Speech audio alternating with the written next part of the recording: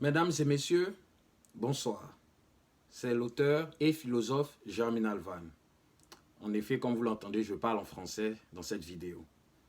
Et la raison pour laquelle j'ai décidé de faire cette vidéo en français, c'est tout simplement pour mon audience, pour vous présenter mon 11e ouvrage qui est intitulé « Au nom de la République forte, essai politique pour une hégémonie régionale ». Côte d'Ivoire, essai politique pour une hégémonie régionale. Le titre original, c'était essai politique pour une hégémonie régionale, mais mes éditeurs ont décidé d'ajouter Côte d'Ivoire puisque le livre, évidemment, parle de l'hégémonie de la Côte d'Ivoire en Afrique de l'Ouest au XXIe siècle. Et donc, c'est de ce livre que je voudrais vous parler. J'ai toujours voulu écrire ce livre depuis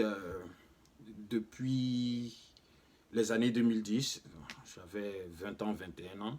Et j'avais toujours voulu écrire un livre sur comment la Côte d'Ivoire peut devenir la puissance de référence. Peut-être le mot puissance ne plaît pas à d'autres. Mais quand je dis puissance, ce n'est pas une question de puissance militaire, envahir les autres. Non, je parle de puissance en tant qu'hégémonie politique et économique. Quand nous regardons l'Allemagne, par exemple, l'Allemagne est la puissance de l'Europe.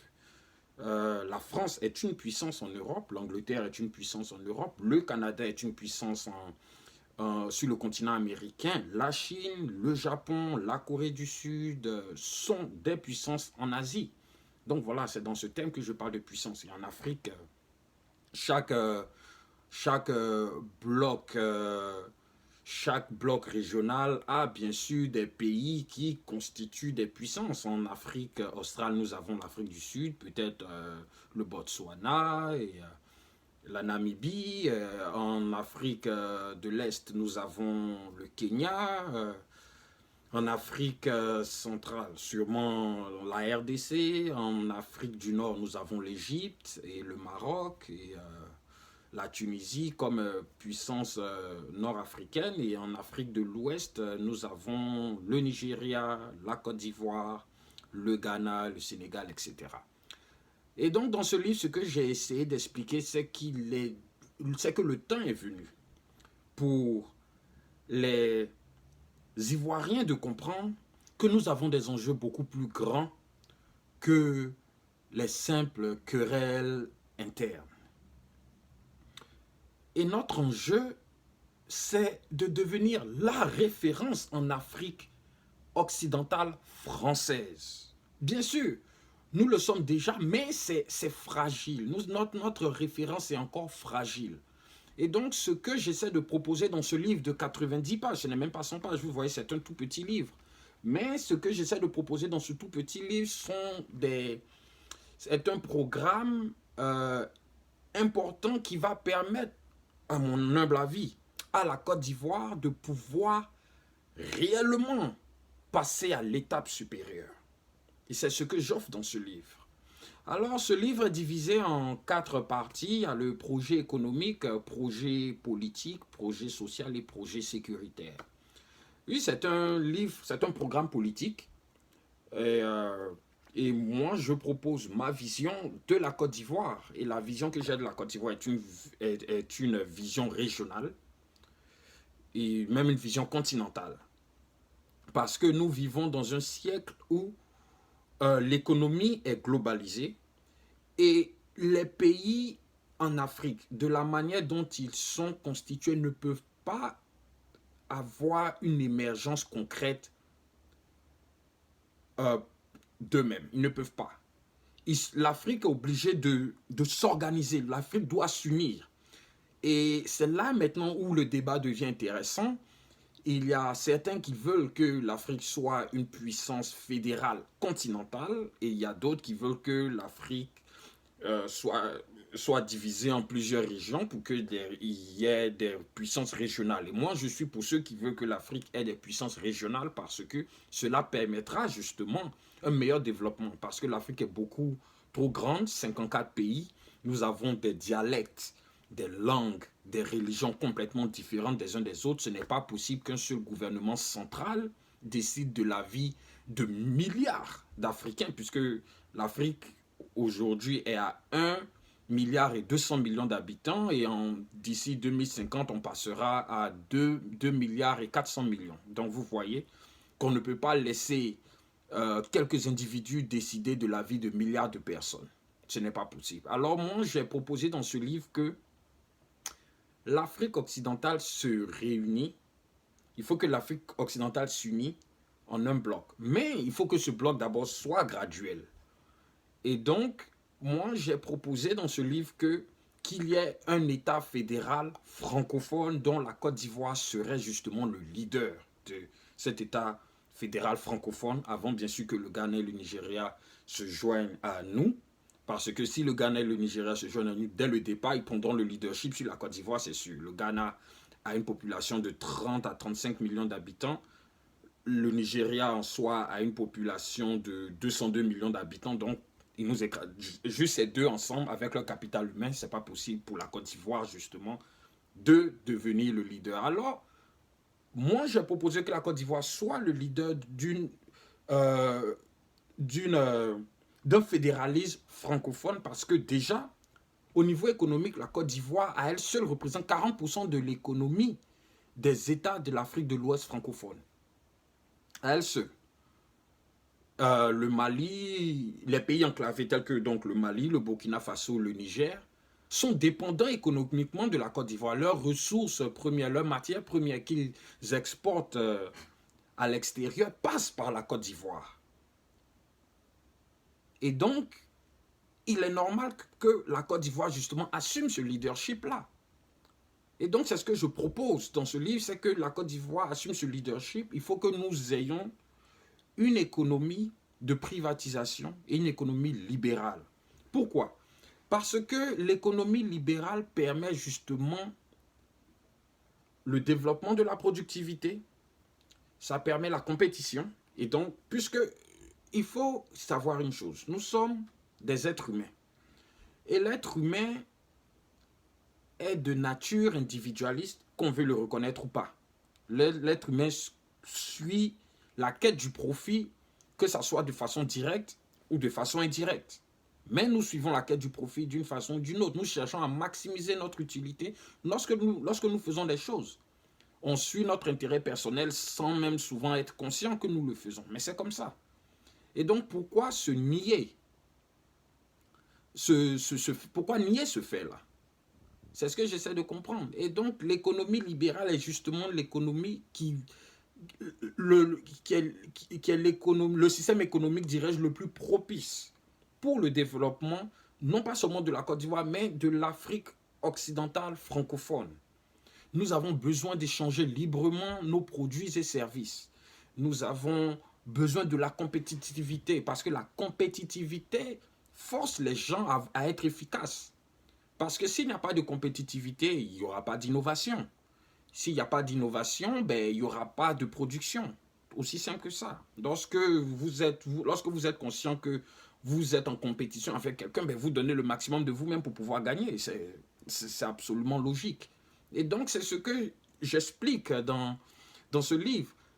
Les Africains, en général, ont tendance à penser que le socialisme est le remède pour l'émancipation du peuple noir. Au XXIe siècle, c'est complètement faux.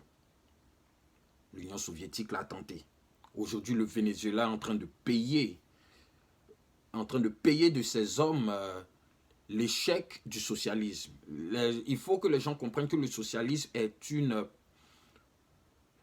un système politique et économique qui est voué à ne pas réussir tout simplement parce que lorsque vous collectivisez les moyens de production, lorsque vous collectivisez les ressources, vous négationnez justement la responsabilité. Parce que celui qui n'a pas de responsabilité n'a pas d'ambition. Celui qui n'a pas de responsabilité ne voit pas pourquoi il devrait se décarcasser pour pouvoir produire. Et c'est ça le problème avec le socialisme. C'est que lorsque vous collectivisez tout, vous dites « Ah, ce n'est pas le mien, donc je n'ai pas à produire, je n'ai pas à me dévouer pour que ça marche. » Mais lorsque c'est votre propriété à vous, vous donnez le maximum de vous-même. Parce que c'est vous qui savez ce que vous avez investi dans cette chose pour que ça marche. Aussi simple que ça. Et donc, c'est la raison pour laquelle la Côte d'Ivoire a toujours prospéré en Afrique de l'Ouest. Lorsque, en 1960, nous sommes devenus des pays soi-disant indépendants, euh, la Côte d'Ivoire et le Nigeria étaient littéralement les deux seuls pays à adopter une économie libérale capitaliste. Le Mali, le Burkina Faso, le Niger, le Sénégal, eux tous, ils avaient adopté une économie socialiste. On a vu ce qui s'est passé. Le Ghana, à côté, avec Kwame Nkrumah, ils avaient établi un plan de développement sur 7 ans. Les résultats étaient catastrophiques. L'économie ghanéenne s'est détériorée juste à ce que les programmes d'ajustement structurel soient implémentés pour pouvoir relever ces économies socialistes qui ont chuté. Il fallait justement privatiser les entreprises qui appartenaient à l'État. Il fallait envoyer les investisseurs étrangers investis pour pouvoir justement rebooster, redonner de la vigueur à ces économies-là.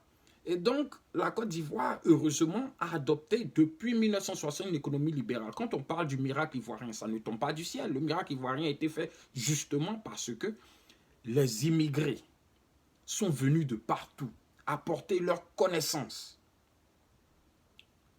au développement des ressources pour pouvoir justement stimuler la croissance économique en Côte d'Ivoire. C'est pour ça que nous avons eu le miracle ivoirien. Ce n'est pas sorcier. Si Houphouët-Boigny avait nationalisé notre économie, aujourd'hui, on serait parmi les pays les plus pauvres en Afrique. Nous sommes certes peut-être parmi les pays les plus pauvres dans le monde, mais en Afrique, la Côte d'Ivoire n'est pas un pays pauvre. Ah non. C'est pour ça justement que dans ce livre, je dis qu'il est temps pour les Ivoiriens de comprendre que le moment est venu de passer à l'étape supérieure. J'ai parlé du franc CFA, j'ai parlé de l'éco. Moi, j'ai préconisé une monnaie pas nationale mais régionale qui est peut-être similaire au franc CFA mais qui sera gérée par les Ouest-Africains francophones eux-mêmes.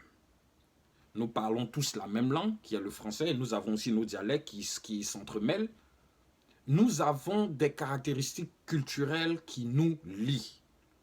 Donc, il est totalement normal que les Africains de l'Ouest francophone, ou dirais-je les Ouest-Africains francophones, s'unissent pour créer justement un régime politique qui va permettre à l'Afrique d'avoir un développement durable. Parce qu'il faut comprendre une chose, il n'y a pas de développement économique sans stabilité politique. Parce que pour qu'il y ait développement économique, il faut que les choses soient politiquement stables. Il faut qu'on ait un processus démocratique où la passation de pouvoir se fait dans le calme, dans le pacifisme et tout cool. Parce que les investisseurs étrangers veulent et investir dans des pays où ils savent que ça peut leur être rentable. Ça peut être rentable, ça leur sera rentable à eux et à nous aussi. Parce que lorsqu'un investisseur étranger investit dans un pays qui est en voie de développement, qu'est-ce qui se passe? Ça stimule la croissance de l'emploi. Il y a plus de jeunes qui obtiennent de l'emploi, ce qui les sort de la misère. Parce qu'un homme qui gagne un revenu n'est plus pauvre. Il n'est pas forcément riche non plus, mais il n'est plus pauvre. Parce qu'il a au moins un revenu. Bien sûr, il doit payer les factures, le loyer, l'eau, l'électricité, etc. Tout ce que nous connaissons. Mais un homme qui travaille n'est plus pauvre au sens strict du terme. Il peut être pauvre par rapport au niveau de vie qu'il aimerait avoir. Bien sûr, tout le monde aimerait avoir un niveau de vie beaucoup plus élevé, mais avec les charges que nous avons, ça ne permet pas à tout le monde justement d'avoir le niveau de vie que nous souhaitons. Mais un homme qui gagne un revenu n'est pas pauvre, au sens strict du terme. Et donc, c'est pour ça qu'il est important que nous ayons une immigration économique qui stimule les étrangers à venir en Côte d'Ivoire. La grandeur de la Côte d'Ivoire, c'est le fait que nous soyons un pays hospitalier. Hospitalier dans le sens où nous approvisionnons les opportunités économiques aux autres. Les autres, quand ils voient les opportunités économiques qu'il y a en Côte d'Ivoire, ils veulent investir. Je vais vous donner l'exemple des États-Unis. Il y a beaucoup de personnes, il y a d'abord plus d'1 million de personnes qui viennent aux États-Unis chaque année. Pourquoi ils viennent aux États-Unis? Ce n'est pas parce qu'ils aiment les Américains, c'est parce qu'il y a les opportunités économiques. La nature humaine est telle, elle est ainsi faite. L'homme va où il y a des opportunités. Un homme est prêt à aller s'installer dans un endroit, même si les gens autour ne l'aiment pas. Mais tant qu'il y a des opportunités économiques pour lui, pour pouvoir se développer, il ira. Dans ce livre, j'ai même donné l'exemple concret d'Amin Dada. Quand Amin Dada est venu au pouvoir, avant qu'Amin Dada vienne au pouvoir, l'Ouganda était l'un des pays les plus avancés économiquement en Afrique de l'Est. De 1960 à 1970, l'Ouganda avait une production économique très élevée. Mais pourquoi l'Ouganda avait une production économique très élevée? Parce que les Libanais, les Pakistanais, les Indiens, les minorités qui étaient installées en Ouganda, justement, produisaient plus. Ce sont ces communautés-là qui apportaient leurs connaissances de l'extérieur pour développer les ressources que l'Ouganda avait. Et cela créait de l'emploi, cela créait de la productivité économique et de la croissance. Et il dit Amin Dada est venu, il pointe du doigt que c'est à cause de lui que tu n'as pas ce boulot et donc on va chasser tous les étrangers qui sont là. Certes, il les a chassés. Il a confisqué tous leurs biens matériels, mais il n'a pas confisqué leurs connaissances. Tu peux déposséder un homme de tous les biens qu'il a, mais tu ne peux pas le déposséder de sa connaissance à moins que tu le tues. Et donc, quand il dit Amin Dada a chassé les communautés minoritaires, qu'est-ce qui s'est passé? Ces communautés se sont relocalisées en Europe. Les Indiens sont allés, surtout les Sikhs, les Indiens Sikhs qui sont allés se relocaliser en Angleterre. L'Angleterre a boosté. De 1970 à 80 et même au-delà, l'économie anglaise a boosté. L'économie anglaise a boosté à cause de ces personnes-là qui sont venues s'installer en Angleterre, qui ont apporté leurs connaissances et leur contribution à l'économie anglaise. Ils sont occupés les professions scientifiques. L'Angleterre avait besoin de médecins, de chirurgiens, d'infirmières, de physiciens et tout ça. Et ces personnes-là sont allées justement contribuer au développement de l'Angleterre. Et en contrepartie, l'économie ougandaise a chuté parce que en donnant les biens matériels aux Ougandais autochtones, les Ougandais autochtones ne savaient pas comment développer. Ils ne pouvaient plus innover. Voilà, c'est ça. Amin Dada a nationalisé tout, il pensait bien faire et il a fait chuter son économie. Et donc c'est pour ça que je dis que le projet économique de la Côte d'Ivoire doit être un projet libéral. Maintenant, sur le projet politique, moi j'ai préconisé l'abolition du régime présidentiel. Nous avons un régime présidentiel, ça fait maintenant 60 ans, et la Côte d'Ivoire a que des problèmes. J'ai préconisé le régime parlementaire par rapport au régime présidentiel, parce que le régime présidentiel, pour moi, est un régime monarchique qui retarde le développement de la Côte d'Ivoire. Les Ivoiriens se battent pour des histoires de Gbagbo, Alassane, je ne sais pas quoi. Des gens qui ne vous connaissent pas personnellement, qui n'apportent rien à vos vies directement. La crise post-électorale a créé 3000 morts. Cette crise a résulté en 3000 morts. C'est les chiffres officiels, hein, mais on sait qu'il y en a beaucoup plus que ça. Et donc, moi, je pense que le régime parlementaire, justement, contribuerait à l'avancement de la démocratie en Côte d'Ivoire. Le parti qui a la majorité au Parlement choisit son Premier ministre et on gouverne. Si le parti est satisfait du travail du Premier ministre, ben le Premier ministre il reste jusqu'à ce qu'il, bon voilà, on change de leadership. Et comment le parti qui gagne la majorité, comment il fait? Ben, le peuple choisit le parti qu'il veut. Aussi simple que ça, c'était la démocratie directe. Au lieu de vouloir voter un président et puis il vient, le pouvoir est bon, il ne veut plus partir, il confisque tout. Bon. Moi, j'ai préconisé que nous ayons un régime parlementaire et que le régime présidentiel en Côte d'Ivoire soit aboli. Mais donc, ça c'est mon opinion personnelle, on peut toujours en débattre. Et puis voilà, on crée le débat et on continue. Et donc, j'ai parlé aussi du régime sécuritaire et du régime social où nous avons besoin de rénover notre système éducatif, de rénover notre système de santé. On doit apporter plus d'innovation dans ces secteurs-là. On doit créer plus de professionnalisme pour avoir plus de docteurs. Parce qu'en Côte d'Ivoire, il y a un docteur pour 10 habitants. Ce n'est pas normal. Il faut qu'il y ait au moins 5 à 6, même 7 docteurs pour 10 habitants. Nous avons besoin donc de plus de docteurs, plus d'infirmières, plus de professeurs pour enseigner, pour donner l'amour de l'éducation et l'amour du savoir aux futures générations, aux futurs cadres de demain. Et le projet sécuritaire, j'ai dit qu'il fallait justement ne plus considérer nos soldats comme des outils de guerre, mais comme des êtres humains. Aux États-Unis, les soldats sont très valorisés lorsqu'ils vont en guerre et tout ça. Leurs enfants, par exemple, sont pris en charge par l'État. Le gouvernement américain paye l'éducation, la santé, toutes les charges de la famille du soldat sont prises en compte par l'État parce que le gouvernement américain justement valorise les services du soldat rendu à son pays. Et donc je pense que la Côte d'Ivoire doit voir dans cette optique. La Côte d'Ivoire doit aborder le projet sécuritaire dans cette optique. Il faut que ceux qui s'engagent au sein de l'armée veut le faire volontairement. Il faut que la Côte d'Ivoire, justement, encourage les gens à vouloir le faire. Et donc, c'est de ça que j'ai parlé dans ce livre. C'est un livre de 90 pages, comme je l'avais mentionné au début de cette vidéo. Oui, au nom de la République forte, Côte d'Ivoire et ses politiques pour une hégémonie régionale. Je pense que la Côte d'Ivoire peut et doit devenir la puissance régionale en Afrique de l'Ouest francophone.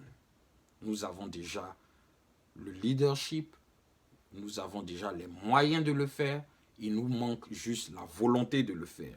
Il faut que tous les présidents, qu'ils soient FPI, RHDP, PDCI, quoi qu'ils veulent, il faut que tous les présidents qui viennent en Côte d'Ivoire, ou tous les leaders politiques qui s'engagent dans la scène politique ivoirienne, leur mission ne doit plus être de garder le pouvoir pour eux-mêmes, mais comment faire de la Côte d'Ivoire la puissance de référence en Afrique occidentale francophone et en Afrique occidentale tout court. Il faut que les autres pays, quand ils voient la Côte d'Ivoire, ils nous envient comme ils nous enviaient dans les années 60 et 70. Il faut que cela revienne. Telle est notre mission. C'est pour ça que j'ai décidé d'écrire ce livre au nom de la République forte et ses politiques pour une hégémonie régionale. Côte d'Ivoire et ses politiques pour une hégémonie régionale. Je n'arrive toujours pas à m'y faire sur même le sous-titre de mon livre puisque les éditeurs ont changé. Mais je souhaite surtout remercier l'Harmattan pour avoir édité ce livre. La production de ce livre ne pourrait pas se faire sans eux. Et donc oui, ce livre est disponible sur Amazon pour ceux qui vivent aux États-Unis, mais aussi disponible à la FNAC, Librairie de France, en France et aussi en Côte d'Ivoire et dans les autres pays de la sous-région francophone. Et donc, j'espère que vous allez commander vos copies et que vous pourrez lire et donner vos suggestions pour que nous puissions justement faire avancer notre pays ensemble. Merci beaucoup d'avoir écouté mon allocution et à très bientôt.